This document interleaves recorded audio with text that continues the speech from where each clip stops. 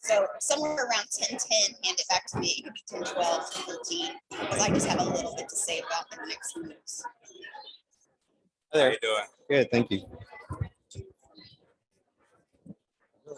This is your on and off switch. Okay. It's locked, so it's on. It's fine. Yeah, you're good. So I'll just need you. It is on. But you're You'll turn it on. You'll power me on when it's time. Hey, John. Good morning. Here's our fourth one. Yeah, I got, you already got mine already. Ready to go.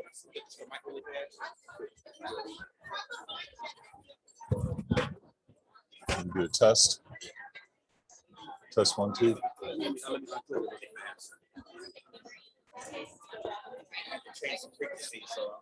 Oh, okay. No, I didn't see that. So then I'm going to recommend that you stand in right in the middle of the Okay, I'm gonna try to get to Joe's final comments at 10:07. Okay. Test. That'll give him time to wrap it up, and then we'll turn it back over to you. Okay. And then we'll depart, and you go back up, right? Is Are that? you going to do any Q&A? Good to see you. Good to see you. Are you Should- here? Good. I'm good. Well, Would you let's. have you already had someone take you through the flow of the show? Or I can quickly just go over the high points so you know what to expect. So Andre sent the sort of the flow show out. So Slight revision. it's like Cynthia's going to give opening remarks. There's going to be a 10-minute presentation, and then we'll be invited up. good. So you want to sit up there when it's time? There's a reserve table at the front. Okay. Ready to Which one is it? sit down. Okay. Hey, good morning. How are you? I'm good. Thank you. Morning. Morning.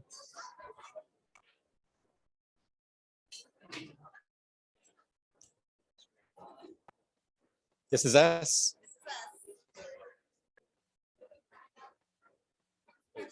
Okay. We just need to make sure which seat we go to. Which one would you like? And then the three. Do you want them in any particular order? I guess not. Which one should I go to? Left, far, that one, or this one, right? That's typical, right? I- The panel. I'll be on that end. So I'll be on that end, John, Okay. on the farthest, and then the three of you. Whatever. It doesn't matter. We'll put Joe next to me. Wherever you want to put me. Joe or Tony. It doesn't really matter. This way. How you been doing? Good. I almost called you last night. I didn't know if you Got in had, really late. You did? Yeah, because I didn't leave south to north of Houston, Huntsville area. Yeah. Until late yesterday, oh, wow. but that's okay. It's good. Yeah. Not a bad drive. Well, I'm good to see you. I almost called you, and then I realized that I was too tired to do anything.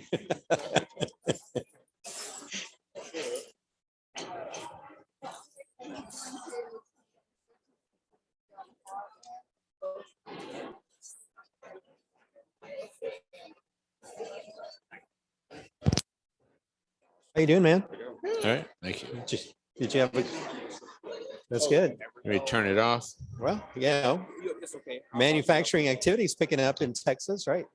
We're at 98%, 98% of pre-pandemic levels. But turn that on or off? I got you. I can pull up the back. Got it. Are we gonna get them in Taylor? I think. That's-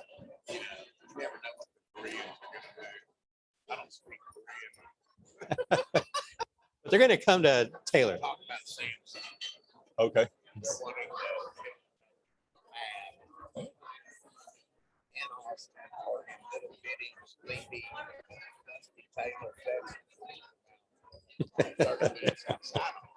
Interesting. All right. Hey, how's it going? Good to see you. Say, would you do a favor for me?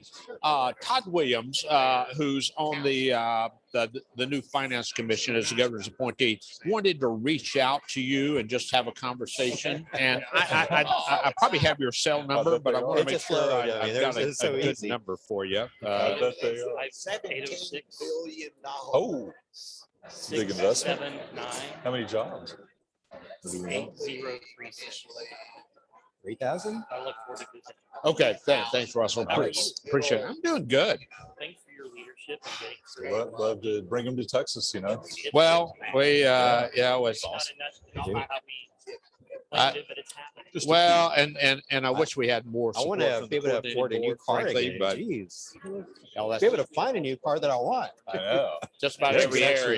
area. Yeah, yeah, no, I agree with Used to be you. we could work on your cars. I appreciate it. Yeah, good. I have an old pickup. Making us better. Thanks I have for- my for dad's sharing old pickup.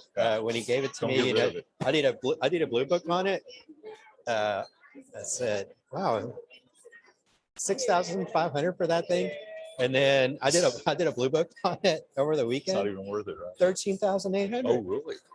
It's amazing. Because there's no vehicles. Yeah, it's amazing. There are no vehicles out there. Not bad, right? But it'll cost you full price Dr. May, how to you get been any doing, new sir? car these I've been days, doing right? well. You got to pay a You've been sticker. doing good. You've been traveling a bit. Or I you? have, well, just picked up a little bit, but nothing like, pre-COVID. Oh, I like But, that. Those are nice. Yeah, this year, we still have kind of trying to, like I'm sure you are, how are we gonna address the vaccine mandate? Yeah. And, Well, we've got accommodations. probably less there. We ended up providing $500 incentives for our employees to get vaccinated and $200 for students to do so. Yeah, Yeah. Since the governor prohibited, since he's got a little more teeth with us than he has with you guys on. Yeah. on Well, that. I'm going Although to do we something you joined a don't typically lawsuit see. I'm against going to him, read. over the mandate. I'll stick to the issue, kind of script. Feeling like No it was surprises. infringing upon our authority to make those decisions. Oh, right. I'll probably ask you to also Yeah, speak the to the value lawsuits are not of over. community colleges. Yeah, Yeah, you so- I don't know where this thing's gonna go, That's pretty much what we got in here. So but we'll see. honestly, the let's actually go though eat the before we start. control of some of Might not those be a bad players over the Yeah, I'm gonna do it. judicial Where is it? process. Yeah. We've All right. we've got a couple of suits out I'll be there. right back. 2 years, we still can't get them resolved when they should be quick and easy, but it's more of a all these have turned political instead of Morning. looking at the rule of law. So Yeah. it's an issue. Please take your seats. The program will begin in 5 minutes. Okay, now that they said take my seats, I'm gonna come say. I know, Hey, how Christine, you you're doing? right. Good seeing you. You doing all right? I- And Doing well. I you know met- John I and just yeah. met just him in met- line earlier. Oh, so, okay, yeah, okay. yeah. So, Thanks for looking coming. forward to the. Yeah, yeah. Well, I've been here. I was here all day yesterday. Okay, how I'm was here- that? It was really good. I met with the team because Gloria asked me to join the True Pathways Great, great. initiative, and so we're all making a presentation today. this Oh, afternoon. There are super, 4 of super. us. Me, Karen Stills, Gloria Smith. What time is and that? Veronique. Right after the awards thing at lunch. I think it's like 1:30. Okay, yeah. Yeah. So I'll be here for that, Okay, and great. I'll then I got to head out at 2:30, I think. Okay. So Well, raise your hand if you want to contribute while we're All right. talking. Good to see you.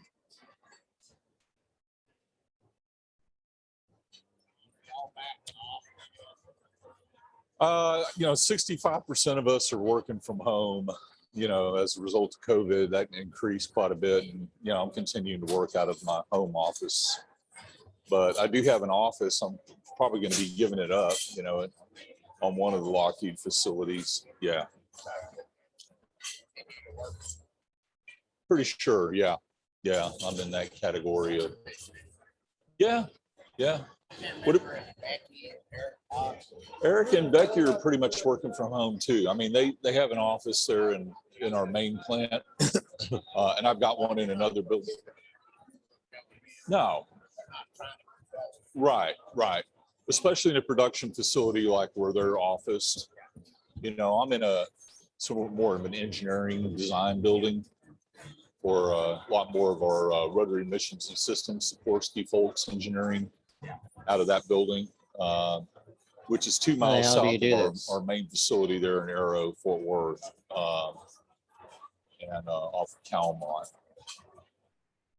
But yeah, I don't know what the fate of that Here I go. facility is going to be. What about you? Are you working out of the office or?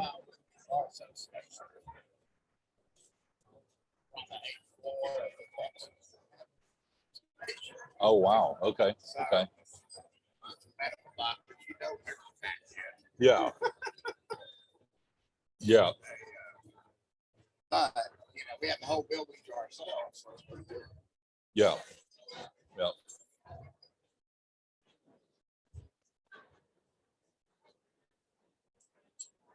So one thing I haven't mastered, even after wearing them for 6 years, is how do you keep glasses clean? Oh my God. When you figure that out. I just, Yeah. Be real careful what you drive. Yes. Excuse me. I've been thinking since, way back when we were in Austin, down there, the guy who ran that University of Southern Illinois Carbondale program at the Dr. Altus. Jim Dree. Yeah. Was his name Dree or Jim? I don't think that's quite his last name. But No, that doesn't sound right. Yeah. But he's a good old boy. yeah. Yeah. He, Yeah. I'll tell you, this would have been. hey, Tony, do you guys do a Probably, fly in to I taught DC that at all? or- program, Yeah, 85, you got so much- 86, 87. You let Nam handle And it? then 87. Did you teach up at Altus? Yeah, I taught at Altus. That's where I went through this one. Right on the base there. 'Cause there were 18 military aircraft Yeah. installations where they had that program. Yeah, So yeah. Altus is the closest one to where I was. Yeah, and so at the time that base, I don't know what they do now. We're doing C-135s and C-141. yeah. And flight engineering training. Let me introduce you. Yeah, Chauncey, Flight yeah, engineer. I'd like to and introduce a you lot to of them Tony were- Bennett. We're really hoping to become Tony. the ones in Tony the is- program. We're hoping to become pilots. They're too. And So Chauncey's with, but, Lumina. and I lived in Vernon, Texas, just over the line. yeah. And so, Used to pass by Vernon I all just stay there on base, come up, would do Friday, Saturday, go back Sunday. Yeah. And one weekend while I'm there, had just an incredible snowfall up that area. Hey, good to see you. Yeah, good to see you. And I had trouble getting back, and I quit the program because I needed to get back and almost couldn't to take care of things back on campus and at the college. I said, that's just a little too big of a rest. Even it's not that far, but so I stopped. But I really enjoyed that. I enjoyed the students and the group there a lot. So Yeah, absolutely. I enjoyed that program. Every other weekend for a year and a half, I went up there all day Saturday and all day Sunday. Took the 4-hour drive and enjoyed it. It's really good. Wish I could remember his last name though. yeah, Jim Dupree,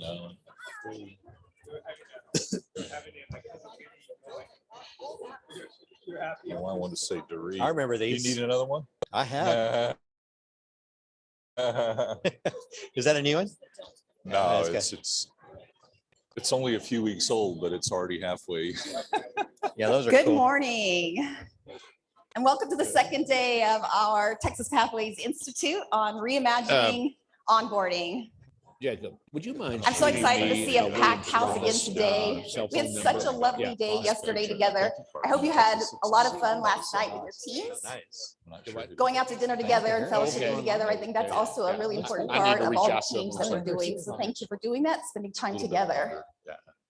We have a really great Pretty day cool. How much? planned for you today. And as always, because this is an institute, it will piggyback on what we talked about yesterday. So yesterday we had a great opening plenary session with Dr. Lennon, opening us up Oh, yeah, and sharing that's why. really how the Guided Pathways work is facilitating our work leaning into serving adults and how we are closing the gaps with continuing ed so that we can better serve students, quickly get them upskilled and reskilled, building credentials as you go, and doing it in a very equitable way. And so that really led you to your team time yesterday. And I hope that you really enjoyed your conversations facilitated by your expert coaches who walked you through some data. So yesterday, if you recall, that you looked at data about who is enrolled in which programs and who are completing those programs. And so it was very much an equity conversation.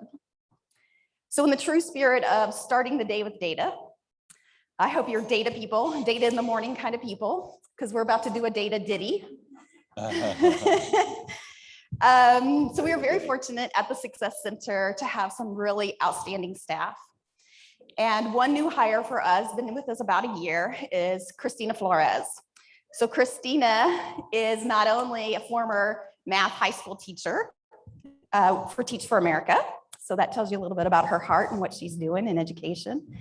But she also taught at Austin Community College as a math instructor for many years. And then we stole her from Austin Community College because she's awesome. And now she is our director of research and evaluation. And so all of the, in addition to all of the things she's done in the past, she's also the architect of the data dashboards that you're using. And she has a real heart for democratizing data so that we all have easy access to the data we need to make the kind of changes we want to make. And so I've asked her to come and share a little bit about the successes that we're already able to document about the work that you're doing. And so I asked Christina, please come and share the data with us. Help me welcome Christina to the stage. Thank you, Cynthia. So Cynthia coined the term data ditty, and I've got 12 minutes, so that's what you're going to get. Thanks so much.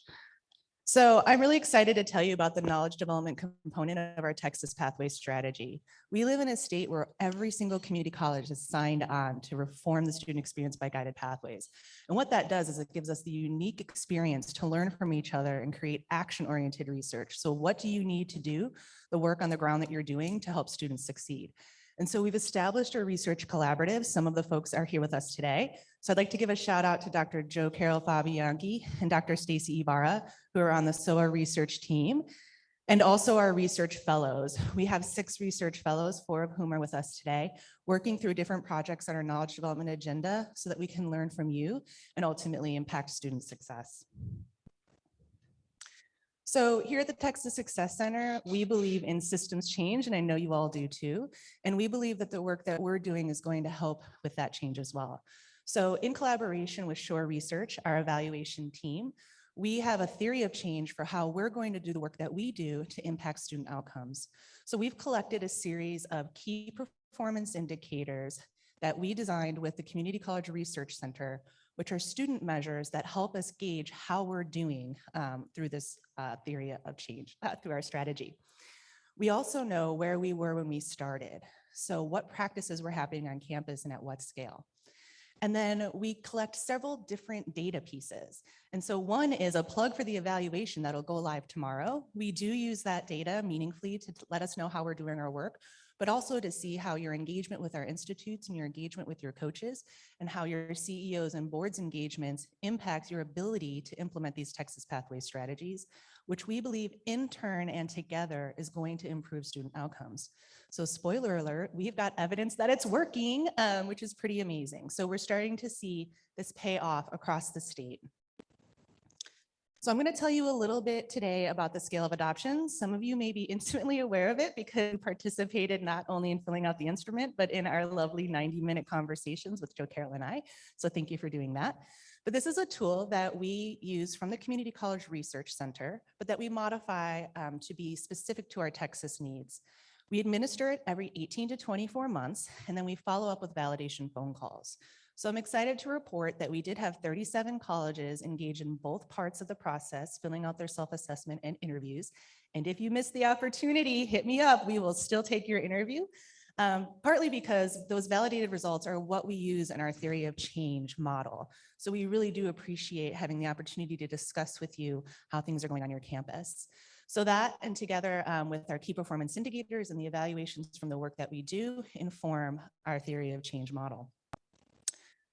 So don't panic. This is the 2021 scale of adoption on one slide. I'm going to walk you through it, and then we're going to talk a little bit more in detail about Pillar 2, since we're here to talk about onboarding. So our Texas Pathways strategy is broken up into 4 pillars. They gave me a laser, so if you look at the bottom, I know it's kind of hard to see, we have 5 practices in Pillar 1, and the bars represent the number of colleges at each level of scale in each one of those practices. We also have 6 practices in Pillar 2, which is this next bunch over here. We have 5 practices in Pillar 3, and we have 7 practices in Pillar 4. So Pillar 1 is mapping pathways to student end goals. And I'd like to draw your eye to 1E, if you can see it from where you are.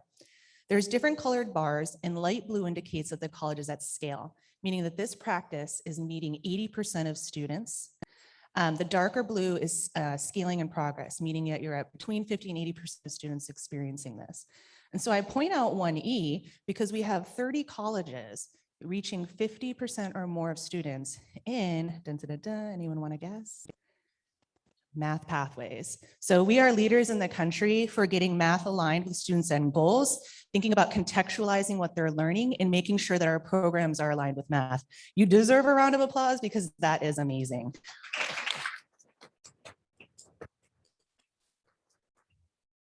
Let me turn my. All right, so we're going to dig into Pillar 2 quickly because we're here to talk about onboarding.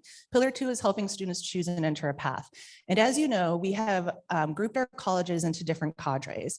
Cadre 1 and 1+ are colleges that are ready to implement at scale and even move into continuous improvement cycles. I'll draw your attention to 2C and 2D. That is supports for Gateway Math and Gateway English. And thanks to the co-requisite and innovations going on around the co-requisite mandate, have the vast majority of colleges already providing in-semester supports to their students in math and English. I'll draw your attention now to Cadre 2 and 3. So these are building capacity, but look at y'all. I mean, the majority of colleges are already there, right? It's providing these supports. So we're seeing really promising results across all cadres for different practices in Pillar 2. Now I know we're going quickly, but I'm going to go through each one in a little bit more detail for you. So 2A, is every new student is helped to explore career and college options, choose a program of study, and develop a full program plan. So we heard a lot of things in our interviews, all the innovative ways you're helping your students explore career choices. We need to ask them what they want to do and give them the tools that they need to be able to explore their options. Many of our students are coming in not quite sure what they want to do. And so we heard about orientations organized by MetaMajor. We heard innovating those orientations and putting them online in the age of COVID. We heard about using proprietary and free tools for career exploration, helping students get answers to the questions that they have. We even heard about VR, career exploration. Then it's important for students to choose. And we know this doesn't happen right away. We're really hoping that by the end of their first year, students have chosen a plan of study and that they've been inspired to move forward in that. So we heard about onboarding advising. What does that look like pre-enrollment, during enrollment, and during the first semester? and who needs to be involved. So really leveraging success coaches, leveraging faculty advisors, leveraging your professional advisors and counselors as well, and also leveraging the Learning Frameworks course. So giving students an opportunity to explore within their meta major and meet with faculty members in their area of interest, and even meet with community members through projects in the Learning Frameworks course. And then of course comes the planning. So we know it takes a ton of human capital to help a student make a full program plan, and also to actually create the program plan for your college, and also some technology. So what different types of technology are used so that those plans are easily accessible. And if a student makes a change, they can see the impact of that change and using a technological resource. And this year in the SOA, for the first time, we split up the special support into 3 items, looking at gateway courses in general, looking at math, and then English in separate items. And so we heard some amazing supports going on. We already highlighted the fact that the vast majority of our colleges are scaling those co-requisite supports in math and English. But we also heard about supplemental instruction, which research shows is really a helpful way to have student-led peer support in the classroom. And labs. So a lot about learning labs, tutoring labs, math labs, writing labs. And some of you all went as far as to physically move the lab next to the gateway course classrooms so that students wouldn't have any excuse to not go. And we also heard about how this goes online too, with these virtual support options in the age of COVID. And then wraparound supports. So I hope you had the opportunity to talk to some of the pre-institute folks about AEL. So what does it look like to leverage those career navigators to help those students move to and through programs, as well as reaching out internally to provide for basic needs. So food pantry, clothing pantries, and then also connecting students to external resources in the community to help with childcare and things like that as well. We know research tells us and practice tells us that all of that goes into supporting student success. And then 2F, working with high schools and other feeders. So we're here to reimagine onboarding. We want to bring all folks into community college and give them the programs that they need to succeed and come out with careers of family sustaining wages. So you all know how to do this. You're going out to middle and high schools. You're having college fairs, both virtually and on campus.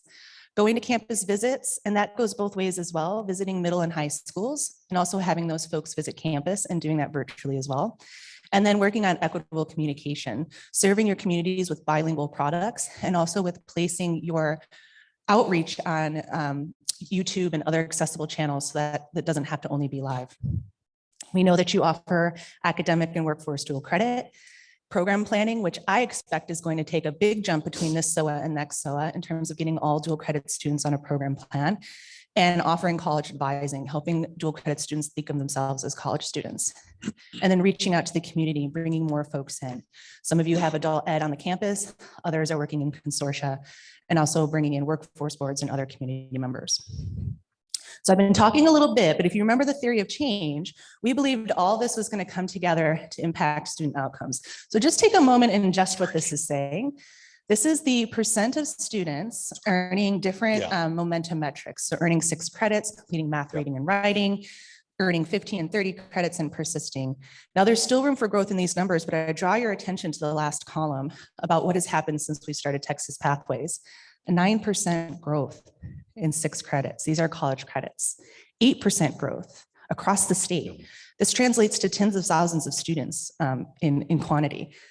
So it's working. This is our early evidence that it's working. Now we can't really measure graduation and transfer quite yet. Texas Pathways is new, but this is evidence that we can expect some positive impacts in those metrics as well.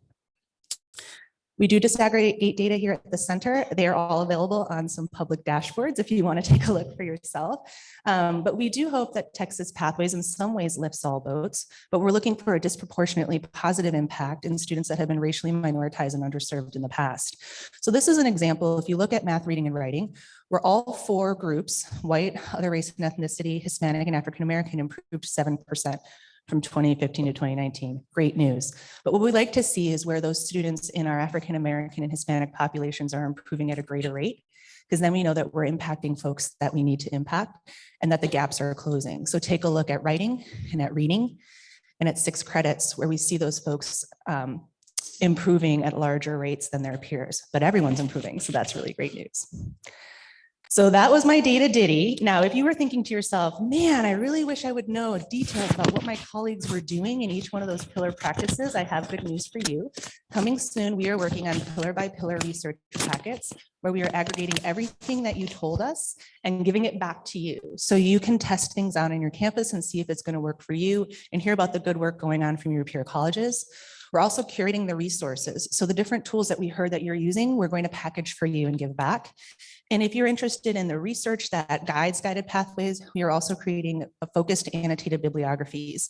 So that means you can see what other folks have researched and read our little summary, or you can read the whole thing. We'll link it for you. So you can also do that as well. And I also encourage you, if you hear from myself or my research partner, Dr. Stacy Ibarra, we are going to be doing a series of college spotlights. So we may contact you for a little bit of additional information so that we can spotlight in a 1 or 2 pager some of the really cool and innovative things we heard at your college. So please reach out to us if you hear from us. And thanks, that's my data ditty.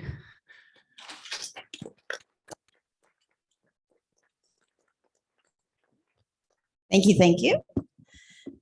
I love the way that Christine presents this data in a way that helps us realize how fabulous the framework of guided pathways is, because it serves 2 purposes.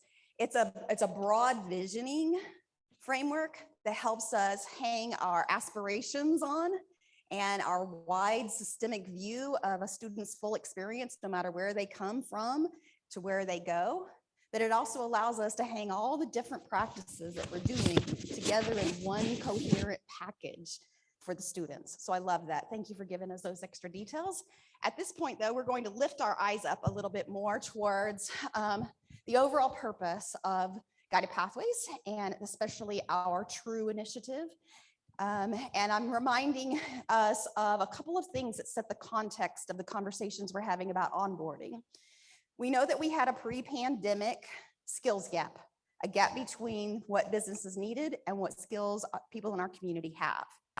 But then the pandemic also created this impact on businesses that are changing very rapidly. And so we expect that the gaps are actually widened more than they were pre-pandemic. We also know that there is an unprecedented number of people who have, businesses that have unfilled jobs needing workers, but we have an unprecedented number at the same time of people in unemployment. It's a complex situation we find ourselves in. At the very height of the outbreak, those folks in our communities who had a bachelor's degree had the highest unemployment in all time. I'll just use that as not a scientific number, but the highest unprecedented number, 8.5% of, even if you had a bachelor's degree, you were unemployed. But you compare that to at the height of the pandemic, if you only had a high school degree or less, can you imagine over 19% were unemployed? That is significant. Lastly, I appreciate that colleges are prioritizing and making very public your continuing ed, your career and technical education, but also we're talking about your liberal arts programs and how we're being more and more transparent about the kind of jobs that we are preparing our students for. We're having the longer term view in the view of careers and careers that pay well. But there are inequities that remain. When you are looking at your enrollment completion data and those programs that lead and are structured for careers with living wages, we are seeing inequities in who's enrolling in which programs and who are finishing those programs. And so we put a panel together today to address some of these issues. You may know that we at the state level have a business advisory council who is helping and advising TAC on our TRUE initiative and what we're doing with this with TRUE Pathways. And so I'm going to invite a panel to come up now to the stage if you wouldn't mind. And while you're coming, I'm going to introduce the panel facilitator, a friend of mine, Andre Arcantar, many of you, friend of many people in the room. Andre Arcantar most recently was the executive vice president for the Texas Association of Business, which is our state chamber of commerce. And you know him very well from his many years of service in the Texas Workforce Commission, where he served as the commissioner. And he was appointed by both former Governor Perry and former Governor George W. Bush. So a long history of working with workforce and economic development leaders in our state. He graduated from Texas Tech. So I'll forgive him for being a Red Raider, but wish you were a Longhorn. But I so do appreciate the work that you do, building off of your degree that you have. But most importantly, I want to point out that Andre also served on our very first Texas Success Center Advisory Committee. And so when we were even dreaming up what we thought the center could do long-term, he was right in the center of helping us vision that. So I so very much appreciate that he now serves as senior workforce advisor to TAC and to the center on this work.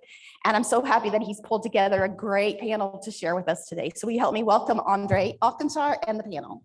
Thank you, Cynthia. Oh, you don't need this. Well, good morning, everyone. Very pleased to join you this morning. I really want to start by thanking you for all the work that you do to make a difference.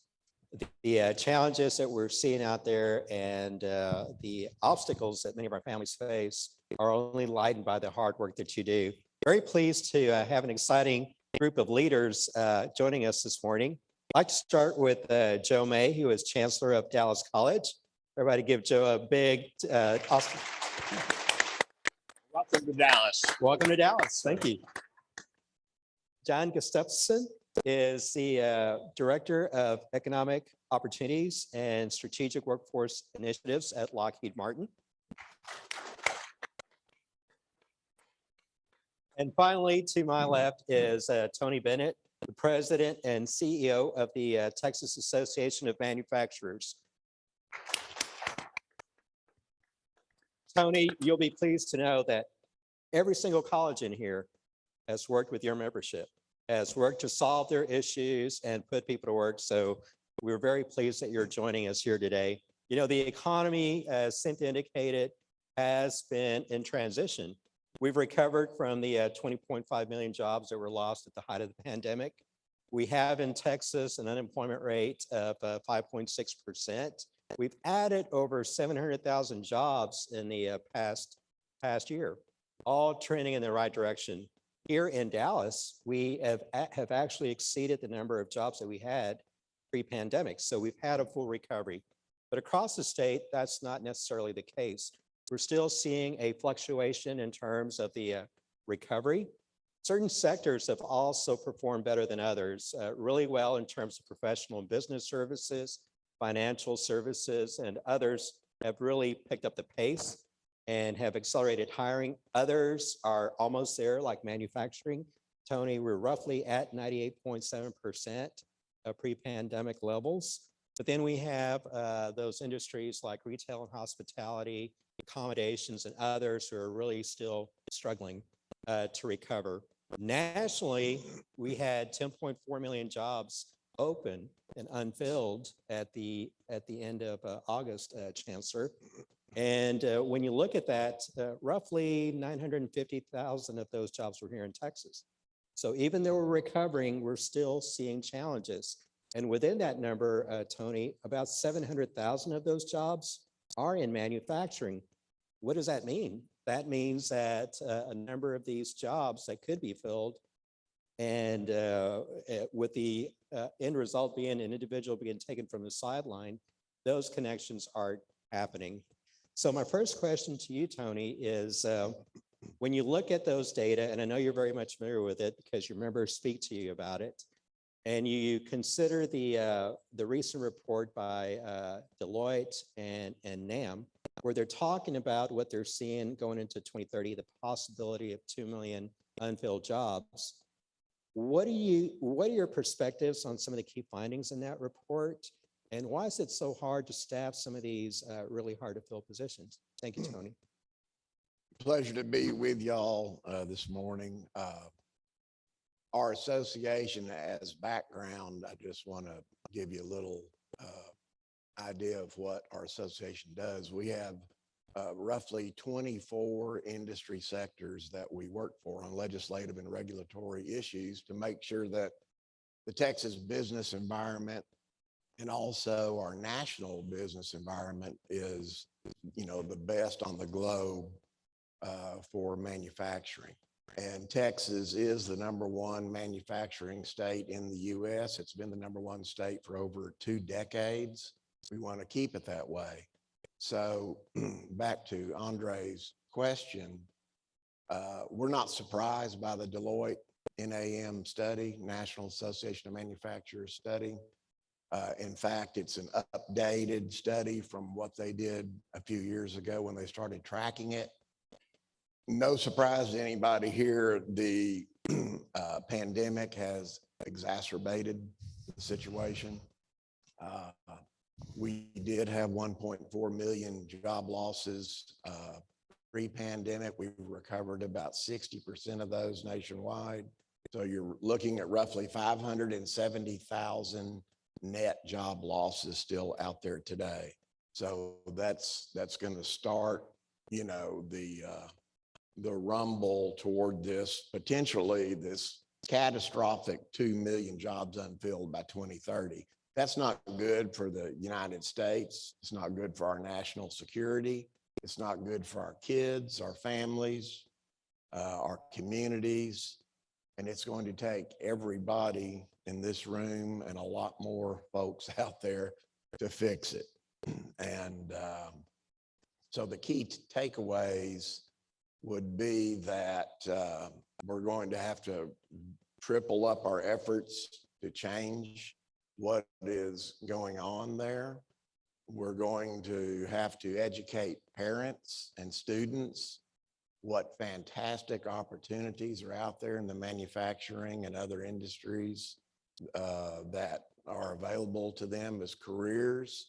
The parents want all their kids to go to college. I've got 4 kids. I know what I wanted my kids to do, but I didn't know a lot about manufacturing 40 years ago either, when I was helping some of my older children make their decisions.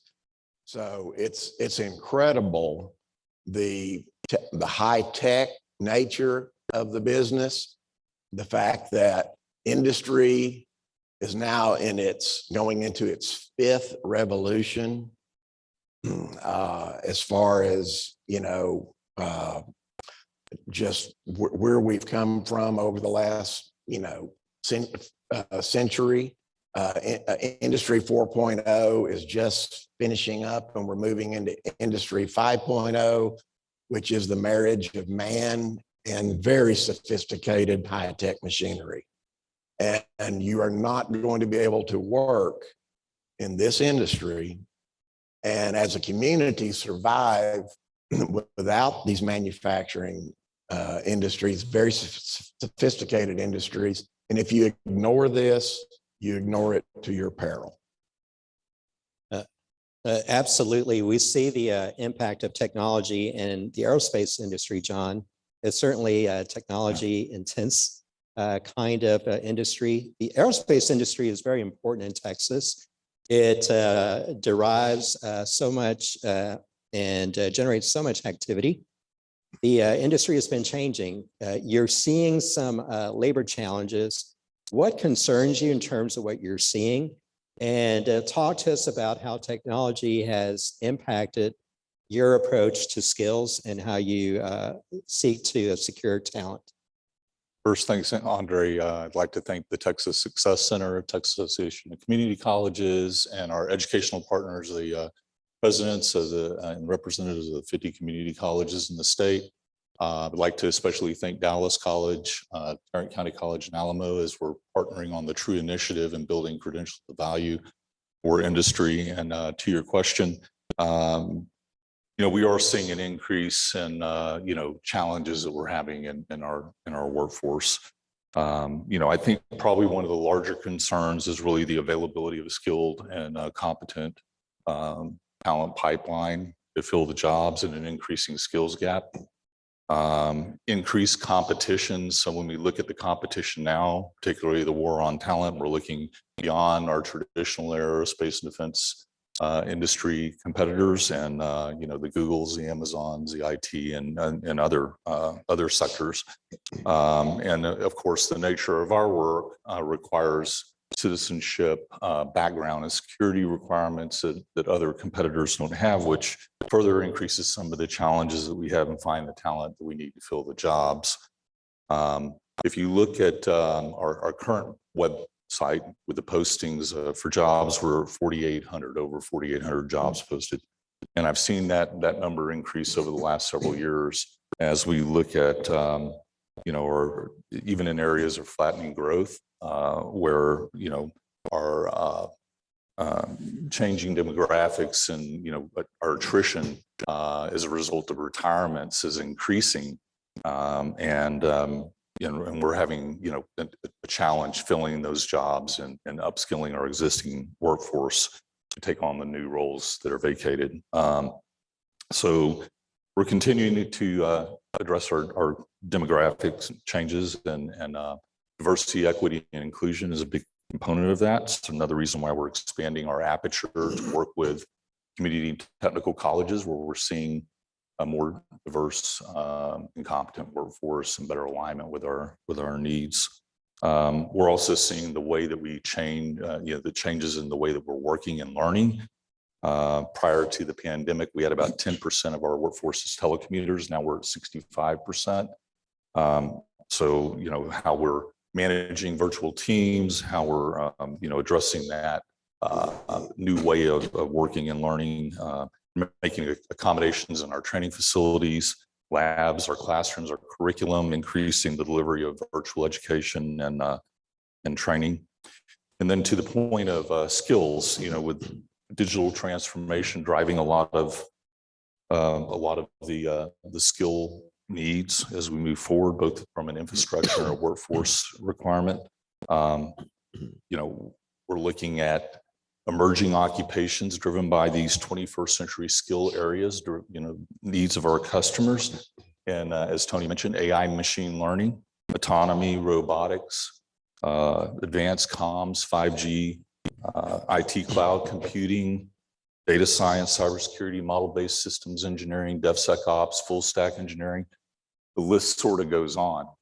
And we're seeing a lot of the roles that don't necessarily require a 4-year degree in those areas even. And so we're looking at how do we identify and partner with community colleges where talent, where the skills and competencies are, not necessarily looking at just the degree programs.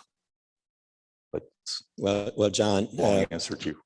No, I appreciate it. It really reinforces and highlights how many opportunities there are to upskill and reskill individuals in our communities and provide an accelerated path to a really good paying job. These are wonderful opportunities and they're all great paying jobs when you look at those postings at Lockheed Martin.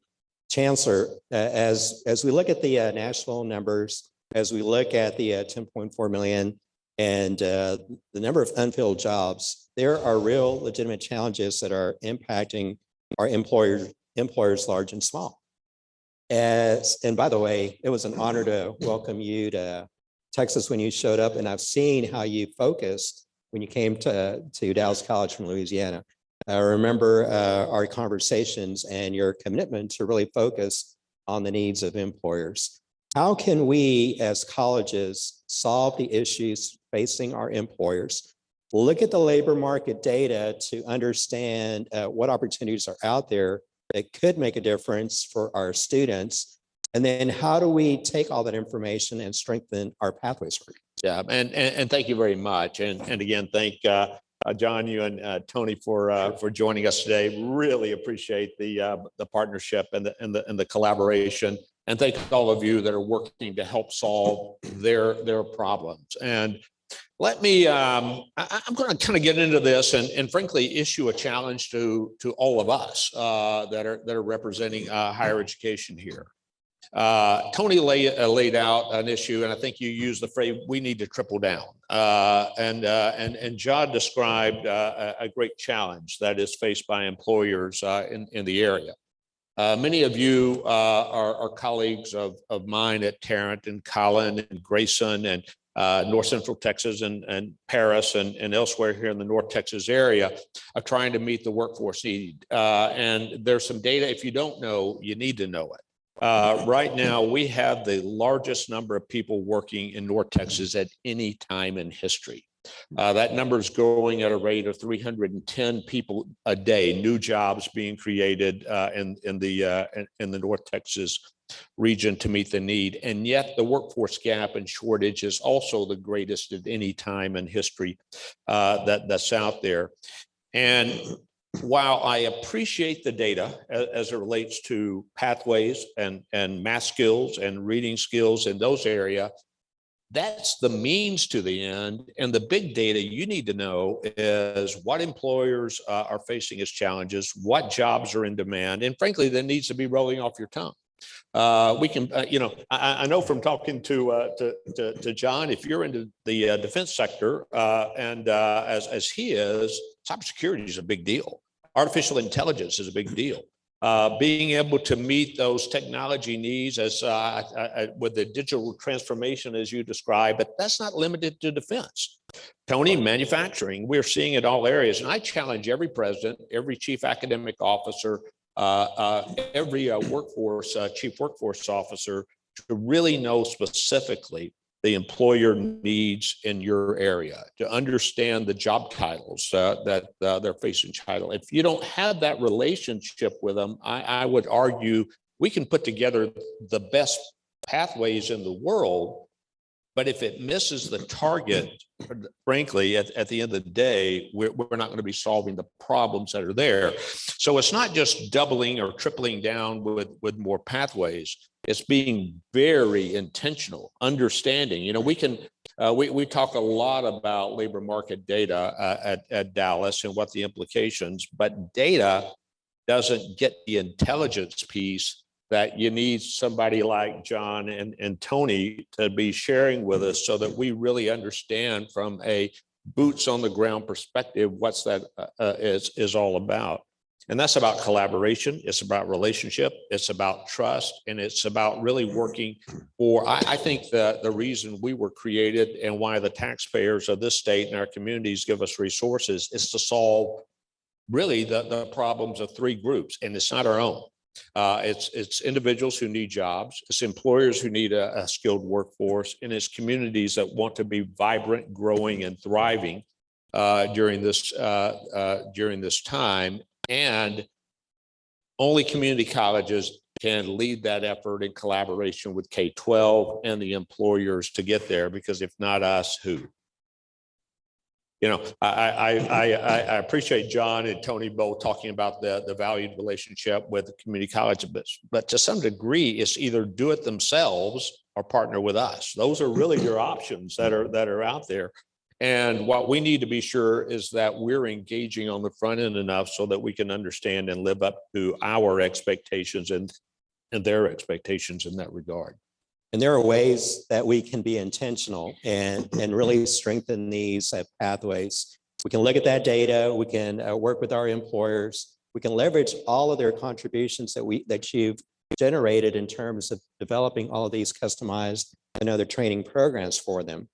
The college presidents came together with in a very intentional way to try to beef up ways in which we can respond to the challenges facing our workforce, and at the same time align to the needs of employers. Chancellor, talk to us about the components, the design around the TRUE initiative, and what are your hopes in terms of how this now $41 million will be spent and what effect they'll have? Thank you. Well, there was really several goals of the TRUE initiative as we got into it. One I just mentioned, and that's making sure that both regionally and statewide that we understood the needs of our employers, and that we were then second related to that, building out the capacity to meet those needs, and realizing that these aren't always one-on-one institution relationships. John just talked about the collaboration here that we're doing together with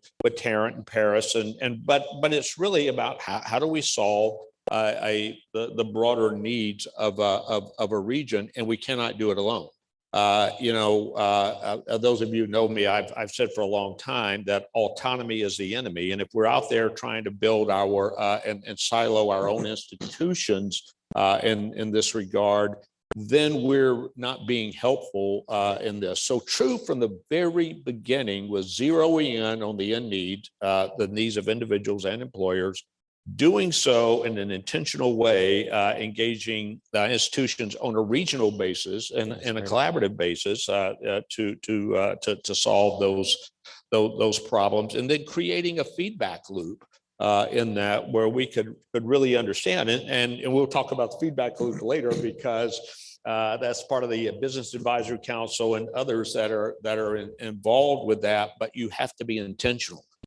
You can't, and True from the very beginning was to be intentional and to realize that at the speed of change, it's impossible. I don't care who you are, whether you're a large institution like Dallas or a small institution, you cannot respond on your own to the needs of every single sector that are out there. We need to be sharing curricula. We need to be sharing data.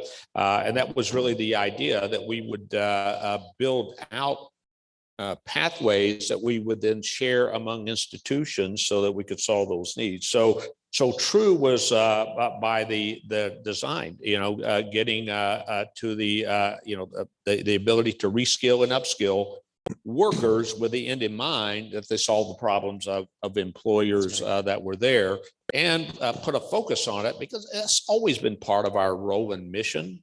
But sometimes we end up being process rather than outcome focused in this regard. And True was to say there's a new North Star, and that's getting individuals the skills and that they need in order to get the jobs for which employers are struggling to fill.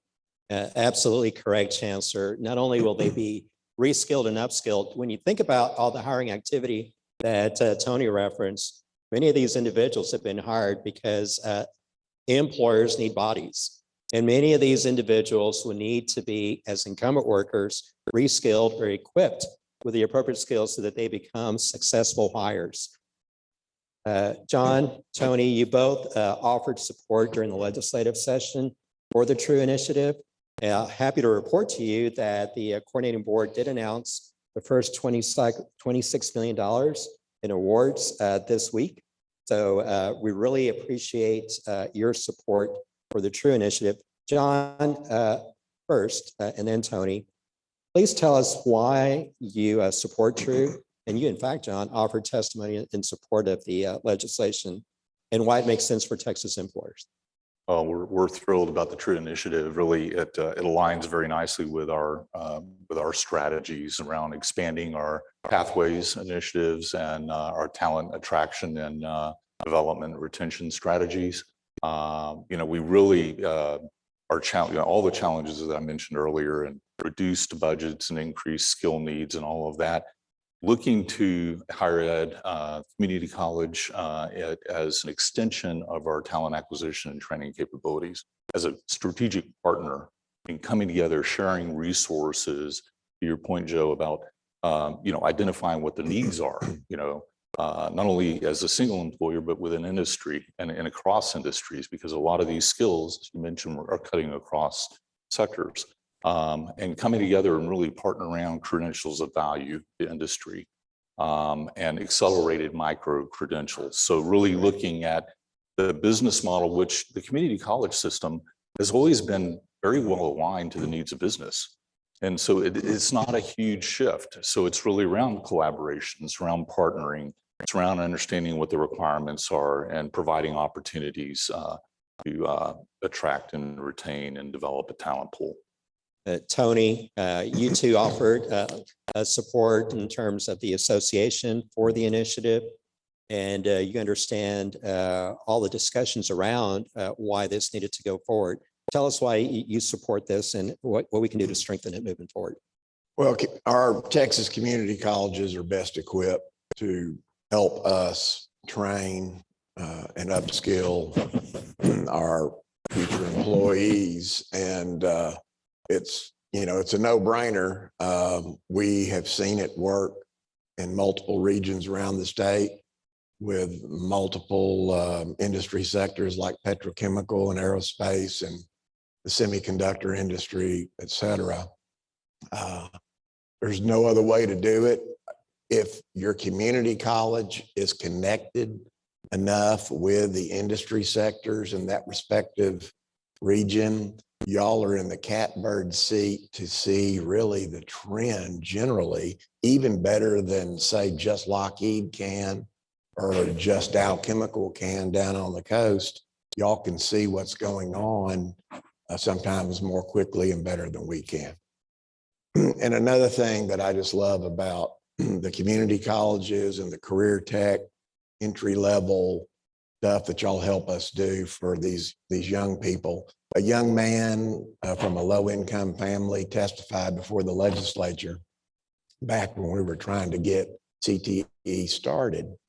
And he said, you know, I got some waivers from my high school. I did dual credit. I went to my community college and got trained for an entry level position with an aerospace company. And this is the new scholarship, y'all. These companies will pay money to keep educating these young people. And the story went on, his testimony went on that he eventually became an engineer, and I believe it's for Lockheed Martin. And that's a scholarship. It's worth $200,000 with no debt. And he supported his family while he was going through that. That story is repeated thousands of times. And I think, you know, once you understand the opportunity there through the community college system and dual credit, it's a no-brainer. You know, it's when we look at how our system works, there are limited resources available to our colleges, all of our institutions. There's a finite number of dollars that are going to be invested. And even if we double it, it will not be enough to solve any one issue. It is important for those reasons that we find every possible way to partner, to really engage the employee community and others in what we do. Chancellor, the colleges came together, the presidents, and really wanted to include and make sure that the voices inside City Council of employers were a part of the considerations for how we move forward. Talk to us about the thinking behind the Business Advisory Council, but also talk about how employer engagement is changing from the perspective of Dallas College, what you're seeing, what strategies seem to be working well for you, and how do we really reinforce their participation in terms of pathways, work-based learning, some of the things that you're trying to achieve? No, and you know, I was kind of reflecting a little bit on the advisory council with the great memberships. I've been, many of you know, been involved with Texas Community Colleges. I started at Cedar Valley campus of Dallas College in 1978. So I've been involved in this a long time, and it only took us till last year to come up with the idea maybe we should have a business advisory council to kind of inform our thinking. And but so it's not too late to engage and listen to our employers in the area. And on one hand, it's just kind of common sense, right? That we need to be talking to the individuals that are really helping our overall economy. You know, I was reminded several years ago, there's only two ways to grow GDP. Either you increase the size of the workforce or the productivity of the workforce. That's pretty much it. And without employers, neither one of those are going to happen, meaning that the quality of life is impacted. But I think there's a little bit of fear there too on the part of our college leadership and others. What if we hear a problem we don't think we can solve? Or what if we can't respond to that? And I think that's where the collaboration comes in. Yes, our first meeting, I clearly heard some frustration in some members' voices over their inability to find the workforce that they need, the fact that it was costing them the ability to sign contracts that are into agreement to meet the needs, but at the same time, understanding that this is not a quick one and done situation. You don't meet once as an advisory council and instantly you solve the problems, that this is really an ongoing relationship. So what I'm excited about is that we're bringing together employers to help give us that North Star, give us the feedback, help hold us accountable, support us in the legislature and with policymakers as we really work together to address those needs that are out there. So I'm really excited about folks like John and Tony and the other members that are rolling up their sleeves with us side by side, saying, you know, we are working together to solve a common problem, to improve the standard of living for all Texans, to address issues such as income disparity that exists simply because we have people in our communities that don't have those knowledge, skills, and ability needed to get today's jobs, and helping work to bring in. This is an equity issue. And this group of employers is absolutely committed to equity by ensuring that we're putting in place the programs that gives everyone the opportunity to be successful and working with us and ultimately hiring. So I think the long-term benefit of this can pay big dividends, but then it also inspires us at our college levels to make sure that we're expanding beyond the group and putting together our own feedback loops, whatever that looks like, to meet those needs. But as I'm going to particularly challenge again the CEOs as presidents, you have to have these individual relationships with your employers. Otherwise, there's no way we can help them solve their problem. Yeah, I agree, Chancellor. The contributions and some of the feedback, while always perplexing at times, which can be perplexing at times, does provide a way to innovate and solve problems and generate a better way forward. When you as these colleges, John, look for ways in which they can redesign or align curriculum to align with the needs of employers, with the skills you're looking for. What sort of employer engagement strategies would you recommend from the perspective of a company like Lockheed Martin? Mm-hmm. And as they're looking at these employer engagement opportunities, there's a unique opportunity now with all of these unfilled jobs to build more work-based learning opportunities. What can you suggest? Yeah, great question. And you know, a lot of this is determined upon what the skill needs are, the assets and the needs in a region, partnerships in the region, so on and so forth. You know, we have a regional talent development model that brings together education, workforce, community, labor, government.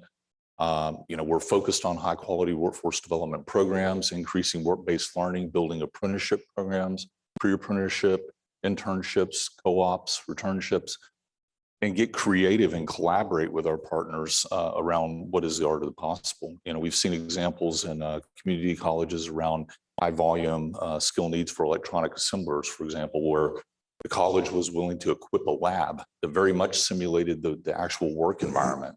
And in doing so, we had our instructors teaching at the campus, but doing train the trainer, and was true collaboration, sharing of resources, right? So we were bringing our data, our subject matter experts, tooling and other things along with the partner, looking at public incentives, looking at ways that we can offset costs, drilling down into secondary partners, creating that pipeline, leveraging the workforce system, but really, you know, those models, best practices that can be scaled across, you know, different areas within our programs and customized to the needs of the occupation.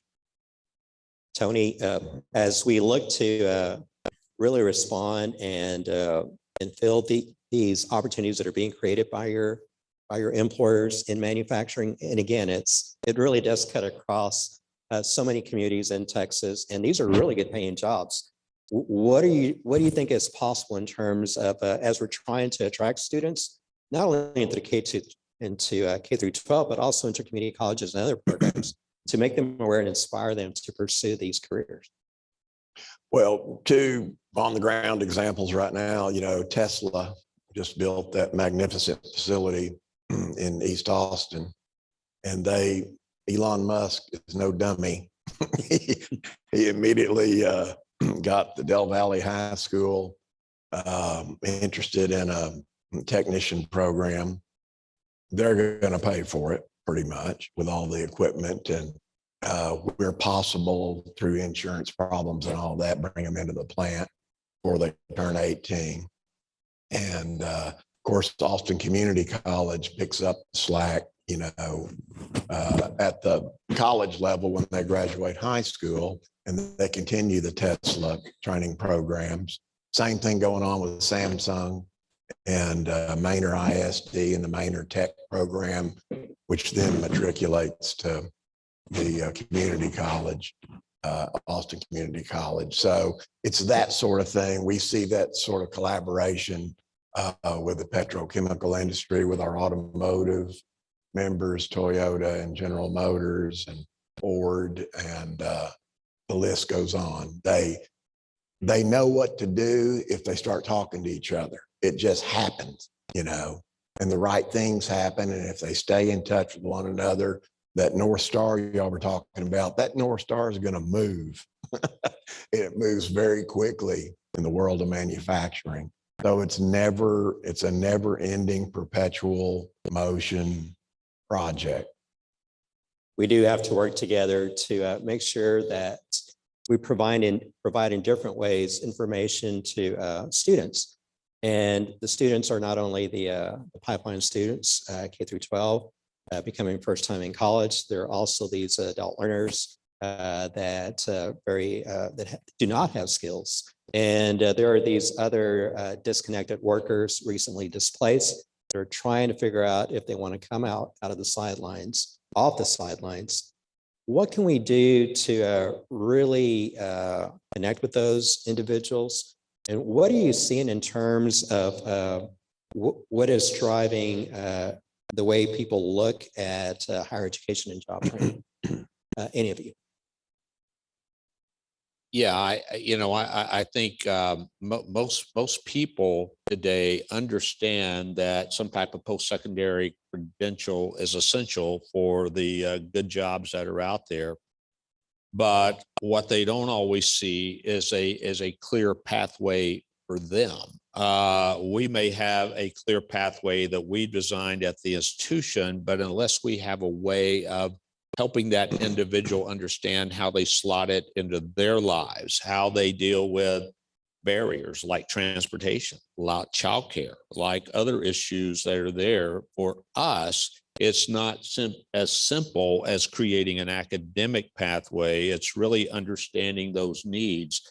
And, when we look at what happened during the pandemic, for most of us, while we certainly saw certain populations like dual credit perhaps hit, but it was adult learners were the greatest hit during this period of time. And those without a high school diploma were the most found options for them the least at continuing their post-secondary education. And so our on-ramps for those without a high school diploma, those that are in the workforce, as well as our K-12 partners and others, as well as those needing upskilling and reskilling that are currently employed or incumbent workers.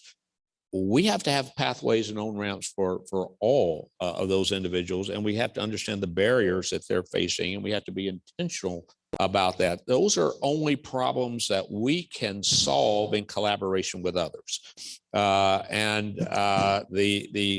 employers are counting on us, and certainly they'll work with us with that adult learner returning to work. They'll work with us with those individuals that may not have completed high school in many cases. But it really is establishing those relationships, helping the individuals understand the opportunity, because unfortunately it's confusing to so many of them. And if you didn't doubt what just a little bitty bump in the road can do to derail people, look at what happened to certain populations over the last 18 months.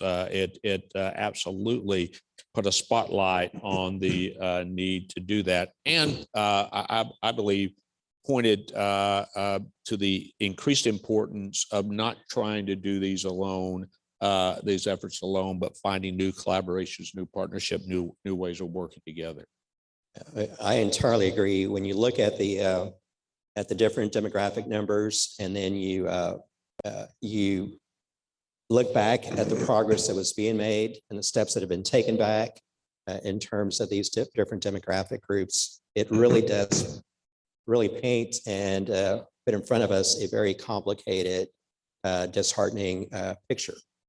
But we work together, we look for ways to address this, and through these innovative approaches that you're talking about here at this institute, we can come up with effective ways to mitigate and then to build momentum again. John and Tony, one question to you before we close with a question from the chancellor, and then we'll take questions from the audience. As we look for ways to address these issues about meeting the workforce needs that you're facing today and going into the future, what are the one or two things that you think your respective sector needs to do, or the employer committee needs to do, to make sure that we have that workforce that we need moving forward? Yeah, and I totally agree with what you're both saying about just, coming together and partnering, being creative about how do we provide access to the multiple pathways for all, and I think one of the things that we're doing, that we are doing is looking at our job description, something as simple as that, to focus on skills and not specified degrees, right? So the language with veteran community, right? In our job description, and how we mismatch, even though they do have those skills that we're looking for. And it's just a matter of wording. So really challenging our systems, really coming together in collaboration to understand what those issues are and work them. And I think that's how we can help address those things. And I do think that's been part of the challenge for so many talented individuals, is the screening out that occurs in these job postings, leaving on the sideline many talented individuals that do come equipped with significant skills. And what we can do to address these sort of things are going to be critical moving forward. Tony? The first thing that comes to mind when you ask me that question is we have a heck of a chore of changing the perception of manufacturing in the minds of parents and young people. And we have not solved that riddle. I don't know that we have, put the football team on the field that we need to get it across the goal line with it, but it's high time we do it. And it may include such things as changing the way we talk about some of these positions, like, do you really want to apply for a middle skill job? Why don't you call it a technical job or a technical position? It's words to use and words to lose. It's like a campaign. It's going to require a public campaign to make sure kids know that this is super exciting industries, dozens to pick from, average pay of $90,000 a year, high tech, all of the computers and technology that a young person his heart would desire, his or her heart would desire. And I think that's the chore in front of industry. Y'all can help as community colleges because you've got them cornered sometimes where we could possibly talk to them. But, we're going to have to come up with a much better campaign. And it is that communications and messaging that is really hurting us as institutions, but more importantly, hurting the individual. They're not sure what they need to do next. They are really stuck in mud of inaction that's going to be harmful to them in the form of a lost year of really higher wages, or maybe even longer, because if we can't get them to connect early after they leave high school, the percentages that they do connect really decline, right?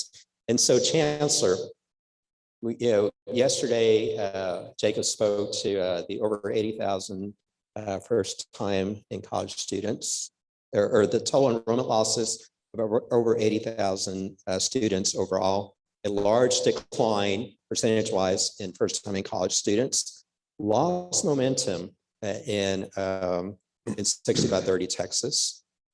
A lot of opportunity being generated by the private sector. So it's not all doom and gloom. There are wonderful opportunities out there. And Tony just spoke to the fact that we need a coordinated message to not only attract them into the industry, but to put them into the very programs that are going to place them with a strong likelihood of success into these jobs. We do need to collaborate and talk about those messaging campaigns. And Jacob, you've noted that. We can come up with something here. The Chancellor, if you could, from your perspective, share your thoughts on how we generate momentum towards these goals, close achievement gaps, and how our pathways work can boost these efforts moving forward. We'll leave you to close this before we open it up to a question or two. And thanks, Andre. A couple of thoughts. We've got to continue to work on the pathways, and I think particularly where we're more and more putting certifications up so that individuals can quickly get a skill that they can work while they go to school, because our students are going to work while they're going to college. That's the reality. But it shouldn't be, I think, for me personally, I think the old term is stackable. Today it's really integrated, and how we create that movement for individuals in a very clear and deliberative way, so that they will be able to get that job, and a great job, and to keep those jobs. But as we also think about this, not all credentials and not all degrees are created equal, and there are specific skills that are really needed by employers today, that if an individual doesn't get one of those programs, I'm just going to be direct to us here, they can end up worse off financially. And they can actually get a degree and credential that's not helpful. So 60 by 30 Texas, good goal, but incomplete. Because it really does need to be aligned with those specific needs. And I think that's our challenge as institutions, because when you look at the progression, high school to community college to university to employers, whatever route you go, there is a handoff, there's a dotted line, there's a transition that has to occur. And guess what? Nobody owns those handoffs. No one owns those transitions. And therefore, if I think it has to be the community college. I think we're the only one that touches those individuals. So if you're not focused on the dotted line, you can do everything else right and still not meet the needs of individuals' employers, because you blow the handoff, you blow the opportunity. Cynthia, do we have time for a question or two? We do have time for a question or two. If you could raise your hand, I'd love to hear your question. We have one right over there. Okay. My name is Olga Valerio. I'm from El Paso Community College. And I have some kind of comments, and then I'm going to try to make my question in the comments. I work for Correct Technical Education, and we are talking about one of the programs I oversee is manufacturing. And I know we have a big need to young generations to be in manufacturing, because we have that conception, or parents have that conception, that manufacturing is a dirty job and they don't pay. How Dallas Community College is approaching high school students, and especially when we have a private college and they decide to go to the different institution. What kind of marketing are you doing for that? And at the same time, we're talking about pathways, micro-stackable credentials, maybe for manufacturing that they needed. How we can create a foundation in manufacturing, not a customized training, because for customized training or a special curriculum, we have continuing education. We respond really fast to the needs to the industry, but how we can integrate to the actual program certification or associate degree and respond really fast according to the needs of the technology is changing right now. Thank you. Not sure I told Tony, did you get that? Well, I heard her talk about, once again, the perception of manufacturing, you know, and these kids are asked, you know, their perception is it's dirty, dangerous, and dead end job. And that's so old school, 50 years ago type thinking. But I think what she's asking, whose responsibility would it be to make sure that the kids at least know you need to look at all of the assortment of choices under the banner manufacturing or heavy industry. And you know, whose job is it to do that? And then the second part of her question was. Yeah, well, as- can I comment on that Yeah. piece though too? Mhm. Strata did a ongoing survey where they survey thousands on an ongoing basis. And they kind of asked this question and what they saw was, I believe that it was 58% of individuals when asked who was influential in turning determining how you selected your current job. It was employers. Were the most trusted source that's out there. So if there's not the connect of the institution to the employers, we're really missing that gap that's there. I mean, we can relay the message, but we're not the trusted source of the message. I think one example to your question is through the DFW Aerospace Consortium, which we participate in, where the employers come together and do the marketing and outreach, and the skills committee develops the aerospace manufacturing training program with education. First, we built that out at the community college with Tarrant County College. And then we drilled it down into secondary, into the CTE programs, so that there was that pathway. And I think prior to that, the students really didn't know that program existed. So, that marketing and advertising piece of it is so essential. And then the pathway into the program. And I believe the second part of the question, so that's an effective way to have joint ownership, right? You have the alliance business working together through the colleges and drilling down into the high schools. And then as you're doing that, what strategies can you use to integrate these new certificates or micro-credentials into these pathway programs? I think it's the second part of it. Any thoughts on that? How we effectively integrate credentials into pathway?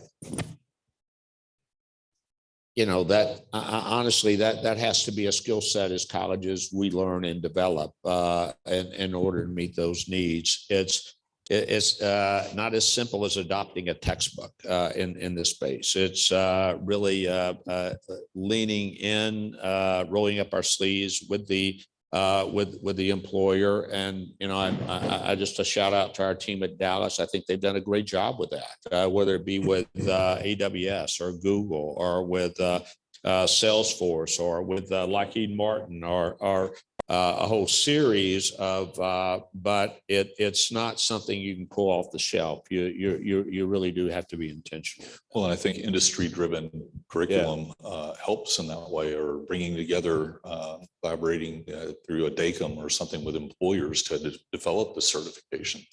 So we've done a number of different things. It's whatever is going to be recognized, I think, by employers and that works within the school.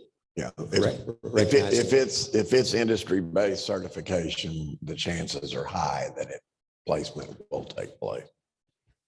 Yeah, I think we're done. We are. Would you help me thank the panel for such a great discussion this morning? Thank you, gentlemen. Excellent. Thank you so very much. I learned so much from you. I love the leadership we have in our state to help us with this work.